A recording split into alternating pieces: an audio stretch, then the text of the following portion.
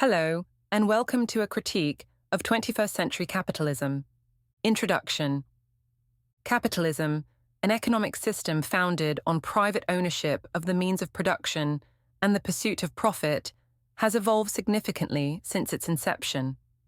In the 21st century, capitalism continues to be the dominant global socio-economic force, but its current application raises numerous concerns, particularly with respect to inequality, environmental degradation, labor conditions, corporate power, and democratic integrity. This critique examines these concerns, highlighting the contradictions inherent in modern capitalism and the systemic flaws that undermine its sustainability and ethicality. E.F. Schumacher provides an interesting perspective on economics and therefore capitalism when he says, quote, "Economics, which Lord Keynes had hoped would settle down as a modest occupation, similar to dentistry, suddenly becomes the most important subject of all. Economic policies absorb almost the entire attention of government, and at the same time become ever more impotent. The simplest things cannot get done anymore. The richer a society, the more impossible it becomes to do worthwhile things. Without an immediate payoff, it tends to absorb the whole of ethics, and to take precedence over all other human considerations. Now, quite clearly, this is a pathological development." End quote. 1. Inequality and wealth concentration. One of the most significant critiques of 21st century capitalism is its role in exacerbating inequality. While capitalism has driven immense wealth creation, it has also led to a concentration of wealth and power in the hands of a small elite. In 2022, visualcapitalist.com reported that the global net asset wealth of individuals was top 1%, 45.8%, top 13%, 85.2%, with the other 86% owning 14.8%. It is estimated that the bottom half have no net asset wealth at all.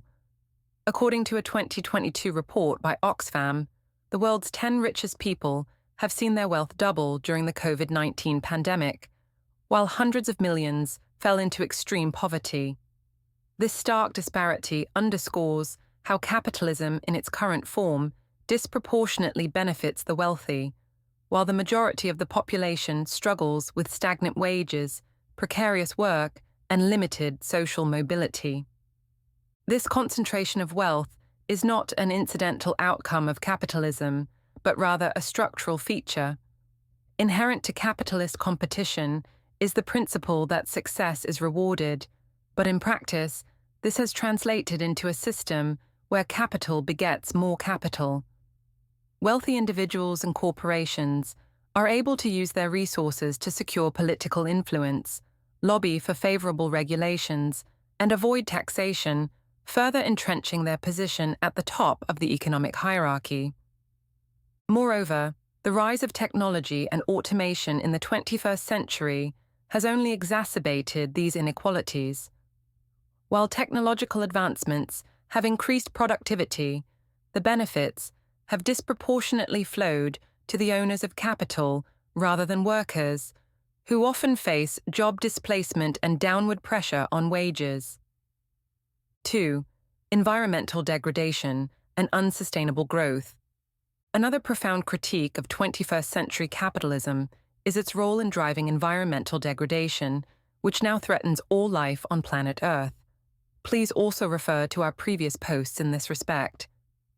The capitalist imperative for endless growth is fundamentally at odds with the finite nature of the planet's resources. Corporations, in pursuit of profit, prioritize short-term gains over long-term sustainability, often externalizing environmental costs onto society, privatizing profits, and socializing costs and losses. By ignoring these external costs, cost of pollution, and the true cost of using scarce resources, especially in energy production, corporations are able to vastly inflate their profits. In many cases, businesses are only profitable because of exploitation and ignoring costs that they deem external. The burning of fossil fuels, deforestation, overfishing, and pollution are direct results of a system that incentivizes exploitation of natural resources with little regard for environmental consequences. Climate change, perhaps the most pressing issue of our time, can be traced in large part to the unchecked industrial expansion and consumption that capitalism fosters. Despite increasing awareness of the environmental crisis, corporate actors, especially in the fossil fuel industry, have lobbied aggressively to prevent meaningful climate action, putting profits over the health of the planet. While some proponents of capitalism argue that market-based solutions like carbon pricing or green technology can mitigate these environmental harms, critics contend that such measures are insufficient, which has recently proven to be the case, as there is now no possibility of achieving the 1.5-degree target that such measures were meant to achieve. They argue that as long as profit maximization remains the central goal, capitalist economies will continue to prioritize growth at the expense of the environment. 3. Labor exploitation and precarity. In its modern form, capitalism has also been criticized for perpetuating labor exploitation and precarious working conditions.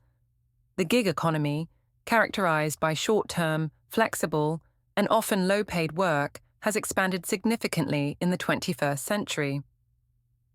While platforms like Uber, Deliveroo, and Amazon tout the flexibility they offer workers, the reality is often one of instability, lack of benefits, and powerlessness. The decline of labor unions and collective bargaining in many parts of the world has further weakened workers' negotiating power, leaving them vulnerable to exploitation. Companies frequently prioritize shareholder value over employee well-being, leading to practices such as wage suppression, job outsourcing, and the proliferation of temporary contracts. Additionally, the rise of global supply chains has shifted labor-intensive production to countries with weaker labor protections, often resulting in poor working conditions, low wages, and even forced labor. The exploitation of workers in the Global South, who manufacture goods for Western consumption, is a clear example of the asymmetries of power and wealth inherent in global capitalism. 4. Corporate power and influence. Another fundamental critique of modern capitalism is the disproportionate power and influence wielded by multinational corporations. In many respects, these corporations have become more powerful than nation-states, shaping global economic policy, labor markets, and even cultural norms. Through aggressive lobbying, campaign financing, and regulatory capture, corporations exert significant influence over the political process, often at the expense of the public interest. The concentration of corporate power has also led to a decline in competition in many industries. As large firms acquire smaller competitors and create monopolistic or oligopolistic markets, which are an inevitable consequence of competition with its winner-takes-all mentality. This concentration stifles innovation, leads to higher prices for consumers, and entrenches the dominance of a few megacorporations. The tech industry, in particular, is a clear example of this trend. Companies like Amazon, Google, Apple, and Facebook have accumulated immense economic and political power, raising concerns about privacy, data monopolization, and the erosion of democratic processes. 5. Erosion of democracy. Capitalism, particularly in its neoliberal form, has been accused of undermining democratic governance. The idea that money equals speech, as established by the U.S. Supreme Court in decisions like Citizens United vs. FEC, has allowed corporations and wealthy individuals to exert undue influence over elections and policymaking. This has led to a situation where political decisions increasingly reflect the interests of the wealthy rather than the broader population. Moreover, the global capitalist system often imposes constraints on democratic choices through institutions like the International Monetary Fund and World Bank, which enforce neoliberal economic policies in exchange for financial assistance. These policies, such as austerity, privatization, and deregulation, often undermine social safety nets, exacerbate inequality, and reduce the ability of governments to address the needs of their citizens. In this context, critics argue that capitalism and democracy are increasingly in conflict. While capitalism ostensibly promotes individual freedom through market choice, it simultaneously erodes collective freedom by concentrating power in the hands of a few economic elites. 6. Consumerism and alienation. Capitalism's focus on consumption as a driver of economic growth has led to the rise of consumerism, where individuals are encouraged to define themselves by their consumption patterns. This phenomenon has not only contributed to environmental degradation, as discussed earlier, but has also led to a sense of alienation and dissatisfaction. In the 21st century, the rise of social media and digital advertising has intensified the pressures of consumerism, with companies using increasingly sophisticated techniques to manipulate consumer desires. People are bombarded with messages encouraging them to buy more, leading to the commodification of personal identity and a cycle of perpetual dissatisfaction. This focus on material acquisition detracts from other forms of fulfillment, such as social relationships, community engagement, and personal development. Critics argue that modern capitalism, by promoting individualism and competition, has contributed to a decline in social cohesion and a rise in mental health issues like anxiety and depression. 7. The limits of capitalist reform. While some advocate for reforms to capitalism, such as stronger regulations, wealth redistribution, or corporate accountability measures, critics argue that these efforts do not address the system's fundamental contradictions. They contend that as long as profit maximization remains the central goal, any reforms will be insufficient to resolve the deeper crises of inequality, environmental destruction, and democratic erosion. Socialist and post-capitalist thinkers argue that only a systemic overhaul of the economy, one that prioritizes social and environmental well-being over profit, can address the issues inherent in capitalism. Proposals such as universal basic income, worker cooperatives, and degrowth strategies seek to move beyond the limitations of capitalism and create a more equitable, sustainable, and democratic society. Conclusion.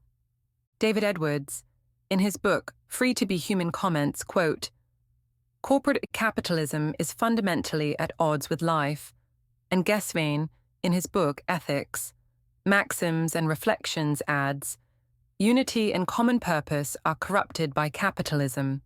End quote. John Ruskin, in Unto This Last, published in 1859, commenting on the prevailing economic doctrine, pronounces in violent terms, quote, "A lie, wholly and to the very root, the so-called science, Smith's economics, is the most cretinous, speechless, paralyzing plague." End quote. A pronouncement which is increasingly being borne out in our current-day reality. Capitalism continues to shape the global economy, but its application raises serious ethical, social, and environmental concerns. The concentration of wealth, labor exploitation, environmental destruction, corporate power, and the erosion of democracy are all symptoms of a system that prioritizes profit over people. While reforms may alleviate some of these issues, critics argue that only a fundamental transformation of the economic system can create a fairer and more sustainable future. For now, we shall leave the final comments to John Ruskin again, when he says, quote, "There is no wealth but life, the true measure of wealth being the ability to live a life full of love, joy, and admiration. Having perfected the functions of one's life to the utmost, one must also provide the widest helpful influence, both personal and by means of his possessions, over the lives of others." End quote. And capitalism has to evolve to a system that enables such.